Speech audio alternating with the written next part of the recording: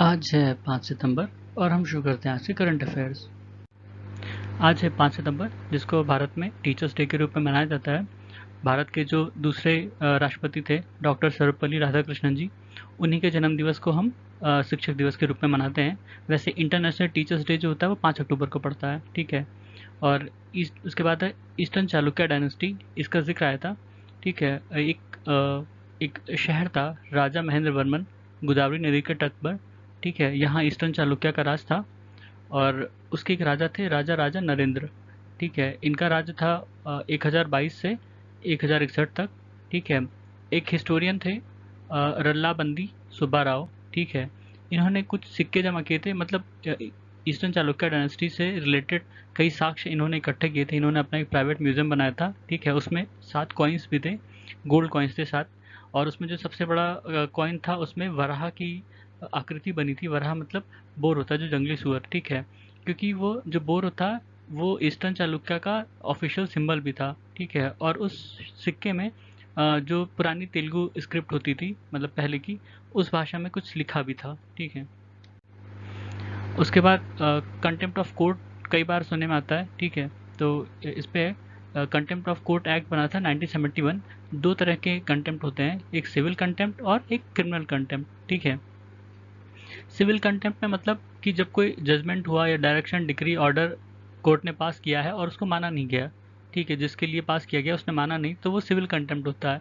Criminal contempt में होता है कि मतलब किसी भी तरह से बोल के, लिख के, या किसी साइन से या किसी विजुअल रिप्रेजेंटेशन से अगर उनकी जो है मतलब उनके सम्मान की अवहेलना की गई कोर्ट के, ठीक है, तो उसको क्या है, क्रिमिनल कंटेम्प्ट में रखा जाता है। उसके बाद फिर एनसीआरबी का डाटा है एक्सीडेंट के ऊपर, ठीक है। इसमें बताया गया कि करीब 1.5 लाख लोगों की डेथ हुई थी, हर साल होती है, ठीक है। और इसमें से एक तिहाई जो है वो नेशनल हाईवेज में होती हैं, ठीक है। और इन्हीं का डाटा है पिछले 5 सालों में जो रोड एक्सीडेंट हैं वो थोड़े से घटे हैं। मतलब पहले 4,45,730 थे 2017 में, वो घट के 4,03,116 हो गए हैं। लेकिन जो नंबर ऑफ डेथ हैं इन एक्सीडेंट्स में वो बढ़े हैं, ठीक है। और ऐसे ही केसेस नेशनल हाईवे पे भी देखने को मिला है, यही ट्रेंड उसमें भी है, ठीक है। अगर 5 सालों का डाटा देखा जाए ऑन एंड ऑन, तो मतलब जो एक्सीडेंट और डेथ हैं वो लगभग कांस्टेंट है। कांस्टेंट मतलब उनकी औसती जो बढ़ने की औसती बहुत ज़्यादा नहीं है, लेकिन वो जैसे एक्सीडेंट है 4 लाख से 4 लाख के बीच में रहता है, 4.4 एक एवरेज आया है। और डेथ जो है वो 1.5 लाख है पर ईयर के हिसाब से, ठीक है। फिर है 36 नेशनल गेम, इसका ये गुजरात में होगा।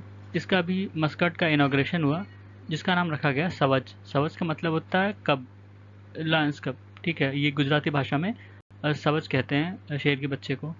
और इसकी जो थीम रहेगी वो एक भारत श्रेष्ठ भारत ही रहेगी। और ताइवान, उसके बाद ताइवान न्यूज़ में है, ठीक है, आजकल न्यूज़ में बहुत है। तो ताइवान स्ट्रेट जो है वो जो मेनलैंड चाइना है और ताइवान है उसके बीच में पड़ता है।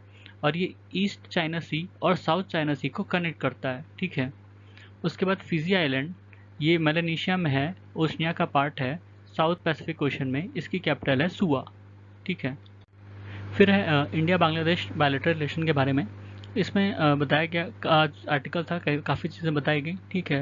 हालांकि उसमें फैक्ट ज़्यादा नहीं थे, इसलिए मैंने थोड़े कलेक्ट किए हैं। अब इसको देखते हैं। India Bangladesh treaty of friendship cooperation and peace, ये 1972 में साइन की गई थी, ठीक है। उसके बाद इंडिया की पॉलिसी थी लुक ईस्ट, ठीक है। वो उसी का सक्सेशन है, नेबरहुड फर्स्ट पॉलिसी और एक्ट ईस्ट, ठीक है। ये दो अलग अलग पॉलिसीज़ हैं। उसके बाद 2021 जो था वो इंडिया बांग्लादेश के रिलेशन के लिए एक इम्पॉर्टेंट ईयर था। क्यों? क्योंकि ये एक गोल्डन जुबली था जब बांग्लादेश का लिबरेशन हुआ जो पाकिस्तान था, ठीक है, उससे। उसके 50 साल पूरे हुए। इंडिया और बांग्लादेश के रिलेशन के डिप्लोमेटिक टाइज के भी 50 साल पूरे हुए, ठीक है। और शेख मुजीबुर रहमान का बर्थ सेनेटरी था, मतलब उनका 100वां जन्मदिन, ठीक है, मतलब उस साल पड़ा।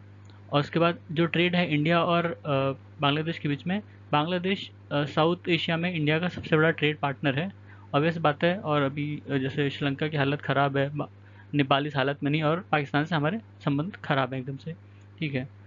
और उसके बाद जो हमारा ट्रेड था वो करीब $10 बिलियन का रहा 2020-21 में। कनेक्टिविटी की बात करें तो BBIN, ठीक है, Bangladesh Bhutan India Nepal motor vehicle act 2000, motor vehicle agreement 2015 में साइन किया गया था। उसके बाद इंडिया बांग्लादेश फ्रेंडशिप ब्रिज 1, ये फेनी ब्रिज कहते हैं, ये चिटगांव और त्रिपुरा को कनेक्ट करने के लिए बना था, चिटगांव पोर्ट को त्रिपुरा से, ठीक है। और उसके बाद इंडिया और बांग्लादेश के बीच में कुछ ट्रेन चलती हैं, स्पेशल ट्रेन हैं ये, अब बंधन एक्सप्रेस, मैत्री एक्सप्रेस और मिताली एक्सप्रेस, ठीक है। एनर्जी के क्षेत्र में देखा जाए तो इंडिया का जो त्रिपुरा है, त्रिपुरा से 160 मेगावाट पावर सप्लाई होता है बांग्लादेश को, और वेस्ट बंगाल से 500 मेगावाट के करीब सप्लाई होता है, 2013 से हो रहा है, ठीक है। उसके बाद इंडिया बांग्लादेश और रशिया का एग्रीमेंट हुआ था न्यूक्लियर पावर प्लांट के लिए, जो कि बांग्लादेश के रूपपुर शहर में बनेगा, जिसको रूपपुर न्यूक्लियर पावर प्लांट के भी कहा जा रहा है, ठीक है। उसके बाद इंडिया बांग्लादेश की फ्रेंडशिप पाइपलाइन प्रोजेक्ट को अभी इनॉग्रेट किया गया था, ये सिलीगुड़ी से पार्वतीपुर तक जाएगा, ठीक है, वो बांग्लादेश में है। तो ये था इसमें। फिर एक आर्टिकल था इंडिया ऑस्ट्रेलिया रिलेशंस के ऊपर, इसमें बताया गया ऑस्ट्रेलिया इंडिया लीडरशिप डायलॉग के बारे में। ये एक इनफॉर्मल डिप्लोमेसी फोरम है, ठीक है। इसका 5th राउंड होना है, track 1.5 Australia India leadership dialogue, जो कि नई दिल्ली में होगा। अगर इंडिया ऑस्ट्रेलिया की रिलेशंस की बात करें तो पहले बहुत अच्छे नहीं थे, ठीक है, काफ़ी डिफरेंसेस थे। एक टाइम ऐसा था कि ऑस्ट्रेलिया ने मना कर दिया था कि वो यूरेनियम नहीं सप्लाई करेगा इंडिया को, और NSG में जब इंटर की बात आती थी तो ये भी अपोज करता था इंडिया का, ठीक है। पर धीरे धीरे देखा है कि टाइज नॉर्मल हुए हैं और अभी क्वाड के मेंबर हैं दोनों लोग, ठीक है। ऑस्ट्रेलिया के अब जो रिलेशन है वो चाइना से थोड़ा अच्छे नहीं है, तो जो क्रिटिकल मिनरल्स सप्लाई करता है ऑस्ट्रेलिया, वो सोच रहा है कि मतलब उनको नए मार्केट चाहिए, तो इंडिया एक अच्छा मार्केट है उनके लिए।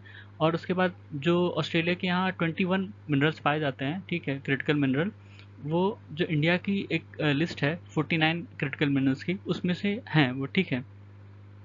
अगर अभी बात करें तो इस साल economic cooperation and trade agreement sign किया गया है इंडिया और ऑस्ट्रेलिया के बीच में। इसमें जो इंडिया के प्रोडक्ट हैं, मतलब 96% आइटम्स को ड्यूटी फ्री कर दिया गया है, और ऑस्ट्रेलिया की बात करें तो ऑस्ट्रेलिया के जो 85% होंगे वो ड्यूटी फ्री होंगे इंडिया में, ठीक है। उसके बाद ऑस्ट्रेलिया जो है इंडिया का 8वां लार्जेस्ट ट्रेडिंग पार्टनर है, और इंडिया ऑस्ट्रेलिया का 5वां लार्जेस्ट पार्टनर है, ठीक है। उसके बाद एक एग्रीमेंट था म्यूचुअल लॉजिस्टिक सपोर्ट एग्रीमेंट, ये एक मिलिट्री एग्रीमेंट है इंडिया और ऑस्ट्रेलिया के बीच में, 2020 में हुआ, ठीक है।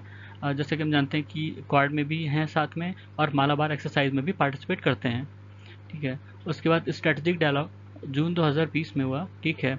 इसमें 2+2 डायलॉग अब नॉर्मल होता है, ठीक है। डिफेंस और फॉरेन मिनिस्ट्री इसमें पार्टिसिपेट करती हैं, दोनों कंट्रीज़ की, ठीक है। और एक कम्प्रिहेंसिव स्ट्रेटजिक पार्टनरशिप यही 2020 इसी के हिसाब से हुआ है सब।